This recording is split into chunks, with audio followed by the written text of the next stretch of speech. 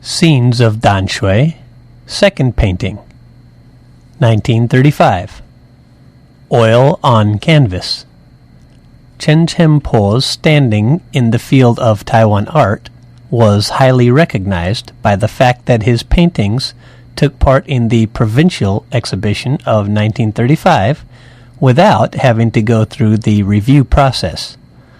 That was indeed a special honor only given to an artist whose level far exceeded that of the others. The Provincial Exhibition was a local competition then, and just being selected to participate was a great honor. The importance of the Provincial Exhibition to Taiwanese painters was on par with what the Emperor Exhibition meant to Japanese painters. The view of this painting was not wide in scope, and the lower portion of the painting suggests that perhaps Mr. Chen sketched these houses from a location in a yard of a friend's house. The roofs were typical of the time period and were mostly done in reddish-brown. Some were also a bit more pinkish in color, which suggested that the house was older. Mr. Chen combined his sense of caring for the local community with his artistic conception, thus creating brilliant works of art, particularly in the latter part of his life. In terms of this composition, he integrated the contours of the ancient houses and the brushstrokes of trees into a series of rhythmic curves.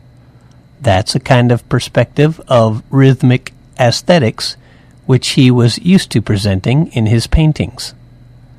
The reddish-brown umber roof tiles, the spacious foreground views, along with the perspective line of the wall, make the little town appear all the more dated and memorable.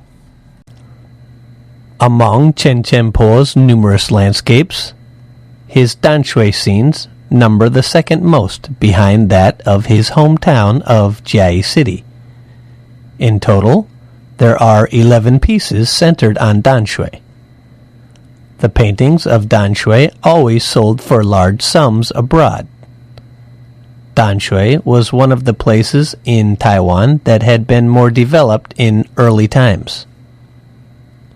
Danshui, with its beautiful terrain and location at the mouth of Danshui River and below Temple Hill, was one of the most favored places for painting, in part because of the many Western-style structures which remained after the rules of Spain, Holland, and England.